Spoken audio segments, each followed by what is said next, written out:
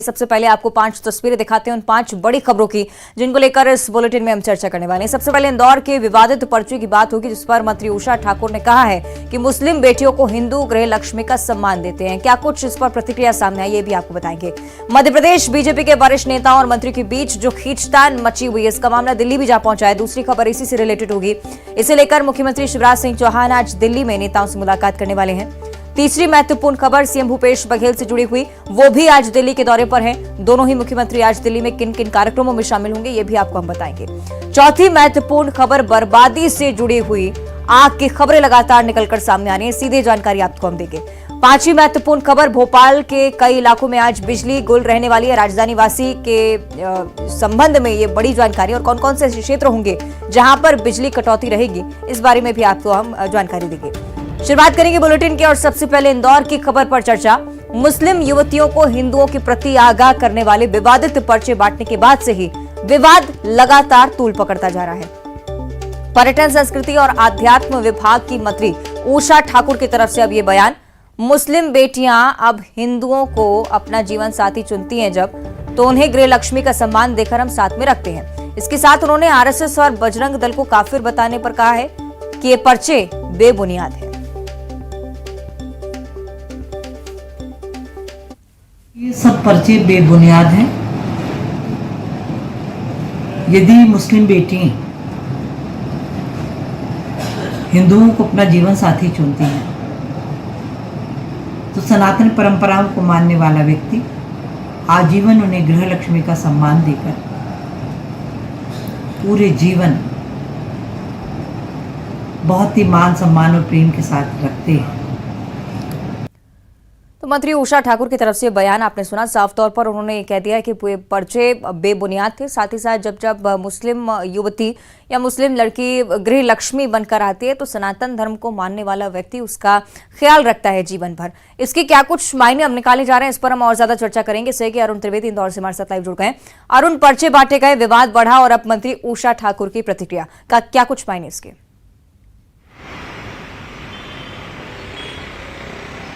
बिल्कुल, देखिए, इंदौर में कुछ दिन पहले ही ये पर्चे बांटे गए कि जो मुस्लिम लड़कियां हैं वो हिंदू लड़कों से सावधान रहें, सतर्क रहें। इस तरह के पर्चे इसलिए बांटे गए क्योंकि इंदौर में लगातार लव जिहाद के मामले सामने आ रहे हैं। उसमें बजरंग दल लगातार इसके खिलाफ अभियान चला रहा है, और इसी से बौखलाकर ये पर्चे बांटे गए हैं। विवादित पर्चे ये किसी मस्जिद के पास बांटे जा रहे थे। हालांकि इस पर एफआईआर दर्ज हो गई है, लेकिन पर्चे की जो भाषा है उसमें संघ और बजरंग दल को काफिर बताया गया है, और कहा है कि 10 लाख मुस्लिम लड़कियों को हिंदू लड़के अपने जाल में फंसा सकते हैं, प्रेम जाल में फंसा सकते हैं। साथ ही उन्होंने कहा कि महाराष्ट्र में 800 लड़कियां जो हैं वो हिंदू लड़कों के जाल में फंस गई। इस मामले को लेकर उषा ठाकुर मुखर हो गई हैं, क्योंकि उसमें जो शब्द यूज किया गया वो भगवा लव ट्रैप। इस मामले में जब उषा ठाकुर से बात की गई, तो उषा ठाकुर हिंदूवादी छवि की नेता हैं, फायर ब्रांड नेता मानी जाती है। अपने बयानों से अक्सर वो चर्चाओं में रहती हैं, और उन्होंने लव जो ट्रैप है, भगवा लव ट्रैप है, जो इन्होंने इस पर्चे में नाम दिया, उसके समर्थन उन्होंने किया, और कहा कि जब कोई मुस्लिम लड़की हिंदू लड़के से शादी करती है तो वो उनको गृह लक्ष्मी बनाकर रखता है, उनका पूरा सम्मान करता है। ये भी हम समझ लेते हैं कि कांग्रेस की तरफ से इस पर क्या प्रतिक्रिया है। आप बने रहेगा हमारे साथ। कांग्रेस की तरफ से अजय सिंह यादव जी हमारे साथ जुड़ चुके हैं। अजय सिंह जी, बहुत स्वागत आपका करती हूँ न्यूज 18 पर। पर्चे बांटे गए, विवादित भाषा का उपयोग आरएसएस के खिलाफ, हिंदुओं के खिलाफ था, लेकिन अब मंत्री उषा ठाकुर कह रही हैं कि अगर मुस्लिम युवती हिंदुओं के घर आती है तो गृह लक्ष्मी बनाकर रखा जाता है। आपकी प्रतिक्रिया इस पर? देखिए, ये बेहद गंभीर विषय है, इस तरह के पर्चे बांटना, और साथ में प्रदेश में मंत्री जैसे जिम्मेदार पद पे बैठे हुए व्यक्ति को अगर इस मामले में जिम्मेदार पाया जाता है, तो ऐसे मामले में सरकार को कार्रवाई करना चाहिए। समाज में सौहार्द बिगाड़ने वाली कोई भी गतिविधि में अगर ऐसा व्यक्ति लिप्त हो, तो क्या वो मंत्री पद पर रहने के योग्य है? इसका जवाब शिवराज सिंह चौहान जी को देना चाहिए। ये बेहद गंभीर मामला है। कांग्रेस पार्टी इस तरह के मामले की निंदा करती है। सभी समाज, सभी संप्रदायों को समान रूप से सम्मान, स्वतंत्रता मिलना चाहिए। किसी भी समाज के खिलाफ इस तरह के पर्चे नहीं बांटा जाना चाहिए, और इस मामले में पुलिस को स्थिति स्पष्ट करना चाहिए, उनके इंटेलिजेंस को स्पष्ट करना चाहिए कि इस तरह के पर्चों के पीछे कौन है, और अगर ये पर्चे कभी बड़ा रूप लेके कोई सांप्रदायिक सौहार्द बिगाड़ने की स्थिति में पहुंचते हैं तो इसके लिए कौन जिम्मेदार होगा? कांग्रेस पार्टी मानती है कि भारतीय जनता पार्टी अपने राजनीतिक मंसूबे पूरे करने के लिए समाज का सौहार्द बिगाड़ने की कोशिश कर रही है। ठीक है, बीजेपी की तरफ से भी हम जवाब लेंगे। नेहा बग्गा जी हमारे साथ जुड़ गई हैं। नेहा जी, बहुत स्वागत है आपका न्यूज 18 पर। अजय सिंह जी लगातार कार्रवाई को लेकर सवाल पूछ रहे हैं, आपको जवाब इस पर। देखिए, एक बात बहुत स्पष्ट है कि कभी भी अगर हिंदू बेटी मुसलमान के साथ विवाह करके गई है तो उसका जो हश्न हुआ है, या तो वो सूटकेस में पाई गई है, या फिर आप जानते हैं कि लव जिहाद का शिकार होकर ISIS सिमी जैसे संगठनों में उसको शामिल होकर सुसाइड बॉम्बर बनना पड़ा है। पर वहीं अगर मुसलमान बेटी हिंदू धर्म में आई है तो आप एक उदाहरण बता दीजिए कि उसकी इस प्रकार की दुर्गति हुई हो। तो एक बात बहुत स्पष्ट है कि जो एक एजेंडे के साथ धर्मांतरण करवाया जाता है और जो एक स्वेच्छा के साथ होता है, उसमें मूल अंतर क्या है? हमारे जो संस्कार है, संस्कृति है, वो किस ओर चलते हैं, और दूसरी ओर जो फॉरेन फंडिंग आती है और हिंदू बेटियों को बहला फुसला के जिस तरीके से अपने टारगेट पे किया जाता है, वो किस तरफ है? बहुत स्पष्ट कारण है। और मुझे लगता है कि अजय सिंह जी हो या कांग्रेस पार्टी हो, इन्होंने हमेशा ध्रुवीकरण के एजेंडे को अपनाया है। इसलिए चाहे बेटी ISIS का शिकार बने या वो सेल्फ बॉम्ब बनकर, सुसाइड बॉम्ब बनकर अपनी जान दे दे, उस पर कभी भी कांग्रेस पार्टी ने स्टैंड नहीं लिया है। ठीक है, लेकिन प्रश्न अजय सिंह जी का ये है, नेहा जी, कार्रवाई को लेकर उन्होंने सवाल पूछा है कि पर्चे बांटने वाले के खिलाफ अभी तक क्या कार्रवाई हुई, क्योंकि बयान तो लगातार सामने आ ही रहे हैं। देखिए, इसकी अभी कोई स्पष्टता नहीं आई है कि इस प्रकार के पर्चे बटे हैं, नहीं बटे हैं, किसने बांटे हैं, पर निश्चित तौर पर उस पर कार्रवाई होगी और जिसने भी इस प्रकार के पर्चे बांटे हैं तो उस पर कार्रवाई भी की जाएगी।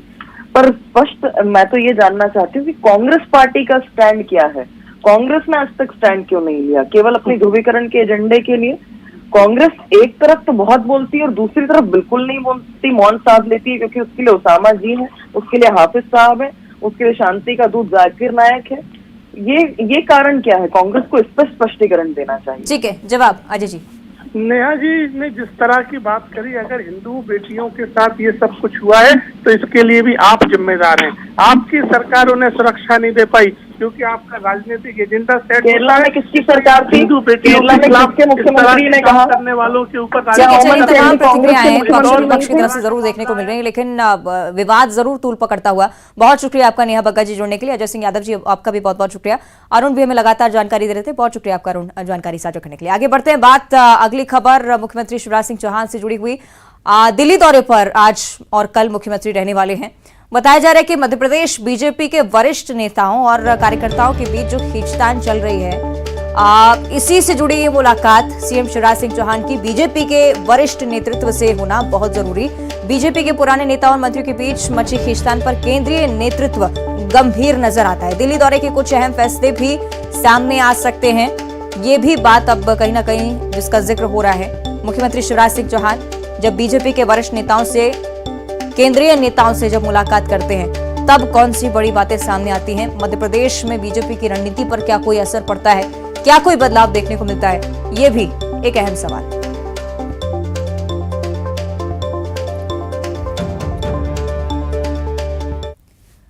और दूसरी तरफ छत्तीसगढ़ के मुख्यमंत्री भूपेश बघेल भी आज दिल्ली के दौरे पर हैं। आज दिल्ली के लिए रवाना हो रहे हैं मुख्यमंत्री। कल नीति आयोग की बैठक में शामिल होंगे।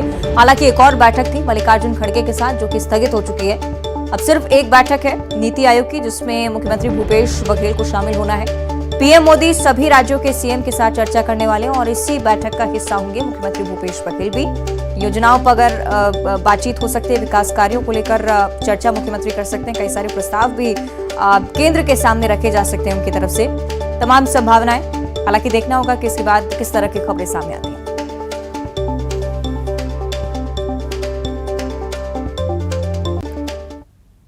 आगे बढ़ते हैं और अगली खबर राजधानी रायपुर से सामने आई है, जहां पाम सोसाइटी के पैनल मीटर में अचानक से भीषण आग लग गई। समय रहते बड़ा हादसा टल गया।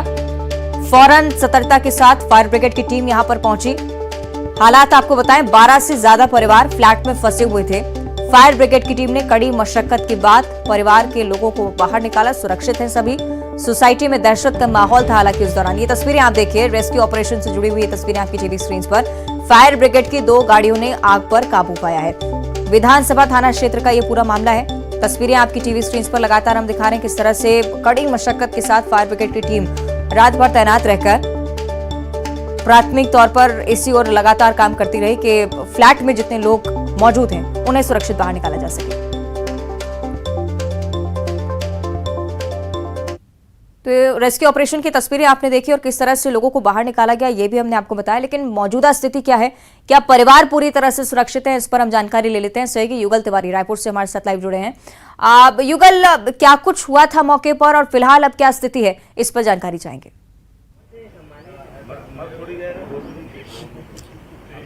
देखिए अवंतिका, एक बड़ी लापरवाही कही जा सकती है पाम सोसाइटी प्रबंधन की, और जिस तरह से आगजनी की घटना घटित हुई है और उसके बाद जो पैनल पर आग लगी थी और धुआं है वो ऊपर की ओर जा रहा था और 100 से अधिक लोग वहां पर फंसे हुए थे, और इस तरह से आगजनी की घटना जब घटित हुई तो अफरा तफरी का माहौल था। फायर फाइटर जो थे हमारे, उन्होंने बड़ी मशक्कत के बाद रेस्क्यू किया है और जो लोगों की जान है वो बचाई है। सबसे बड़ी जो खामियां है वहां पर जांच में ये अभी पता चला है कि वहां पर जितने भी फायर इक्विपमेंट लगे हुए थे जो आग बुझाने के काम आते हैं, सभी के सभी एक्सपायरी बताए जा रहे हैं। तो ऐसे में आग पर कंट्रोल भला कैसे हो सकता था, ये बात गनीमत कही जा सकती है कि मौके पर यदि फायर फाइटर समय से पहले नहीं पहुंचते तो बड़ा हादसा हो सकता था। और इस तरह की लापरवाही है सामने आती ही बहुमंजिला इमारत बना लेते हैं, लेकिन उसे किसी तरह का जो फायर इक्विपमेंट्स है वो नहीं होता है, और बड़े हादसों को इस तरह के निमंत्रण कहा जा सकता है, सीधा सीधा दिया जाता है। और आगजनी की घटना अगर हम रायपुर में करें तो काफी आगजनी के जो मामले हैं उसमें बड़ा इजाफा होता है। जब भी गर्मी के वक्त आते हैं तो ये कहा जा सकता है कि इस तरह की घटनाएं लगातार सामने आती है। और अभी फिलहाल जो लोग हैं वो सुरक्षित हैं और कई लोगों को सांस लेने में तकलीफ हो रही थी क्योंकि धुआं है वो निकल रहा था। तो ये कहा जा सकता है कि सोसाइटी की बड़ी लापरवाही है सामने आई है। जी अवंतिका। ठीक है, बहुत शुक्रिया आपका युगल इस पूरी जानकारी के लिए। और राहत भरी बात यह है कि कोई जनहानि नहीं हुई है इस पूरी दुर्घटना के दौरान। हालांकि लापरवाही पर एक्शन होना भी बहुत ज्यादा जरूरी। अगली बड़ी खबर भी आग से जुड़ी हुई है, जहां दमोह में देर रात आग का तांडव देखने को मिला है। घंटाघर के पास एवरेस्ट चौराहे पर एक हार्डवेयर शॉप में भीषण आग लगी। ये तस्वीरें आप देखिए, आग में दुकान पूरी तरह से जलकर खाक हो गई। 3 घंटे की कड़ी मशक्कत के बाद आग पर काबू पाया जा सका। आग से आसपास की दुकानों को भी काफी नुकसान पहुंचा है। हालांकि आग किस वजह से लगी, कारण अभी तक अज्ञात है, वजह का अभी तक खुलासा नहीं, लेकिन कितनी भीषण स्थिति थी ये तस्वीरें आप देख सकते हैं। आसपास कई लोगों के घर भी मौजूद थे, लेकिन कोई जनहानि की सूचना नहीं है। यही राहत भरी बात है। और अगली खबर राजधानी भोपाल से है। राजधानी वासियों के लिए महत्वपूर्ण जानकारी। गर्मी में भी भोपाल में बिजली कटौती लगातार चल रही है। मेंटेनेंस के चलते बिजली विभाग की तरफ से कटौती का ऐलान। आज कई इलाकों में बिजली सप्लाई प्रभावित रहेगी। भोपाल में कल कई इलाकों की 3 से 9 घंटे तक बिजली गुल रही थी और आज भी इसी तरह की स्थिति। इन इलाकों में बिजली कटौती का असर पड़ेगा। साथ ही साथ सुबह 9 बजे से दोपहर 3 बजे तक Rohitas phase 1, comfort homes, sky dream, Jyoti Nagar, Danishkunj, Damakheda के एल सेक्टर, साथ ही साथ गीता बंगला, ये तमाम वो इलाके आपको बता रहे हैं जहां पर बिजली की सप्लाई बाधित रहने वाली है।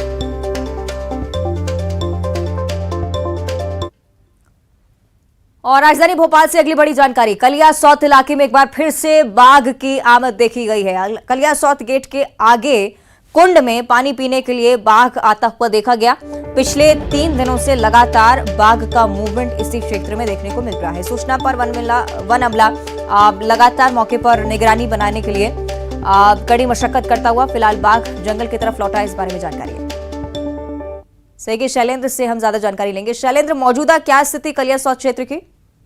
देखिए बिल्कुल अवंतिका, लगातार कलिया सोत इलाके में एक बाघ अपने 3 शावकों के साथ लगातार घूमता हुआ नजर आ रहा है। पहले कुछ दिन पहले भी तस्वीरें आई थी कि 3 जो बाघ के शावक है वो सड़क पर घूमते नजर आए थे और जो कार चालक है उनके द्वारा इसको वीडियो को बनाया गया था। और अब जिस तरीके से जो नया वीडियो सामने आया है इसमें कलिया सोत इलाके में ये बाघ जो है वो जहाँ पानी स्टोर था वहाँ पर पानी पीने के लिए पहुंचे थे। उसके 2 शावक भी उसके साथ नजर आ रहे हैं। जो 3 बाघ हैं उनका मूवमेंट इस इलाके में देखा गया था। हालांकि इस पूरे इलाके में सीसीटीवी जो है इंस्टॉल किए गए हैं ताकि वन विभाग इनके मूवमेंट पर नजर रखे, क्योंकि पहले भी ये देखने में आया था कि इनमें से एक बाघ जो है वो मिनट में अंदर आ गया था और कई दिनों तक वो मिनट में रहा था। तो ऐसे में बाघ के एक मूवमेंट पर नजर रखी जा रही है कि क्या वो रियायती इलाके में तो नहीं जा रहे। लेकिन फिलहाल जो 3 बाघों की तस्वीरें सामने आई इनके बारे में ये बताया गया है कि ये रोड की तरफ दिखे जरूर थे लेकिन बाद में वापस जंगल की तरफ चले गए। तो फिलहाल ठीक है, किसी तरह की कोई डरने की जैसी स्थिति नहीं है।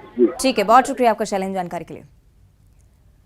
अगर आप भी लिफ्ट मांगते हैं तो जरा सावधान रहिए, कहीं लिफ्ट लेना आपकी जान का दुश्मन ना बन जाए, कहीं कोई सिरफरा आपको ना मिल जाए जो 2 टुकड़ों वाली लाश की मिस्ट्री का खुलासा बाद में करे। आप इस शख्स के साथ फिलहाल क्या कुछ हुआ है, ये पूरी रिपोर्ट देखिए।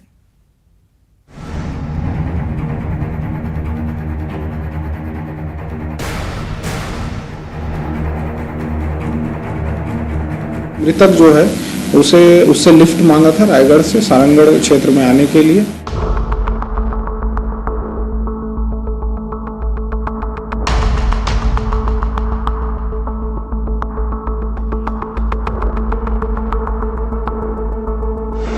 लिफ्ट मांगने वाले सावधान।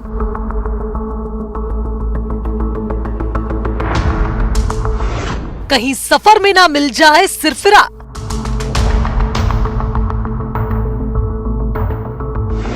दो टुकड़ों में मिली लाश, खुल गया राज।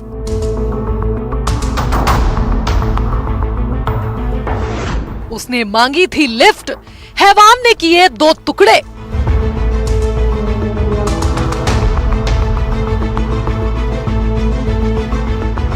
साइको किलर का सनसनीखेज खुलासा। ये वो वारदात है जिसे अब तक कोई नहीं भूला होगा, जिस पिकअप गाड़ी में एक लाश करीब 100 किलोमीटर का फासला तय करके आती है, जिस लाश के पिकअप गाड़ी में 2 टुकड़े मिलते हैं, सर अलग और धड़ अलग। 2 टुकड़ों वाली इस लाश का आज राज खोलेंगे। ये राज खुद इस साइको किलर ने ही खोला है। रायगढ़ टू सारंगढ़ बिलाईगढ़ लाश सफर कर रही थी और हत्यारा उमाशंकर साहू जो पिकअप गाड़ी चला रहा था, वो कत्ल के बाद लाश को रायगढ़ से सारंगढ़ गगोरी गांव ले गया, जहां उसने धारदार हथियार से लाश के 2 टुकड़े किए, सिर अलग और धड़ अलग। और इस वारदात की खबर जब लोगों को लगी तो सब दहशत में थे। पुलिस क्राइम सीन पर पहुंची, लेकिन 2 टुकड़ों वाली लाश के पीछे की वजह का खुलासा नहीं हुआ था। हमारी प्रारंभिक विवेचना में यह बात पता चली है कि ये जूट मिल जिला रायगढ़ में इसका आपराधिक रिकॉर्ड रहा है और यह वहाँ का गुंडा बदमाश है, तो इसको हम लोगों ने विवेचना में संलग्न किया है। साथ में इसके जितने अपोनेंट थे, इसके संबंध में भी हम लोग पतासाजी कर रहे हैं कि सभी किस अवस्थिति में है, सभी का लोकेशन क्या है, और मृतक के मूलतः हम लोग इस बात पे फोकस्ड हैं कि मृतक की पहचान हो सके। आखिर मरने वाला कौन था और हत्यारा ये साइको किलर उमाशंकर साहू जिसने हत्या की, इस कत्ल के पीछे आखिर वजह क्या थी? उसकी मृतक से क्या रंजिश थी जिसका बदला इतना दिल दहलाने वाला था? तो सुनिए ये खुलासा और होशियार हो जाइए। अगर आप सफर कर रहे हैं, किसी से लिफ्ट ले रहे हैं, तो कहीं ऐसा ना हो कि ऐसा कोई सिरफिरा आपको मिल जाए। दरअसल जिस शख्स की हत्या हुई है, उसने आरोपी उमाशंकर साहू से पिकअप में लिफ्ट ली थी। रायगढ़ से सारंगढ़ जाने के लिए उमाशंकर ने उसे लिफ्ट दी, लेकिन पिकअप गाड़ी में रखे लोहे के रॉड से उस पर हमला करके उसकी जान ले ली। वजह सुनेंगे, क्यों लिफ्ट लेने पर इतनी दर्दनाक मौत मिली। किराए पर किचकिच, उसने खेला खूनी खेल। आरोपी उमाशंकर साहू सिरफिरा है, आदतन बदमाश है, जिसने लिफ्ट तो दी, लेकिन उसने लिफ्ट का किराया मांगा। मृतक ने यह कहा था कि मैंने तुमसे लिफ्ट ली है तो रुपए क्यों दूंगा। बस इतना सुनना था और फिर आग बबूला हुआ उमाशंकर ने किराया नहीं देने पर जिसे लिफ्ट दी थी उसे मौत के घाट उतार दिया। मृतक जो है उससे लिफ्ट मांगा था रायगढ़ से सारंगढ़ क्षेत्र में आने के लिए, और लिफ्ट के दरमियान जो पैसे को लेकर विवाद हुआ था, इस पर से रॉड के द्वारा उसको मारकर हत्या को अंजाम दिया था और उसका बॉडी को गगोरी ग्राम में ही काटने की योजना उसने बनवाई थी। 4 दिन से पुलिस इस बात की पड़ताल कर रही है कि आखिर मरने वाला कौन था जिसने रायगढ़ बस स्टैंड से लिफ्ट मांगी थी और फिर 2 टुकड़ों में उसकी ही लाश मिली। रायपुर से युगल तिवारी और रायगढ़ से हरपाल सिंह खूटे के साथ bureau report news 18 Madhya Pradesh Chhattisgarh.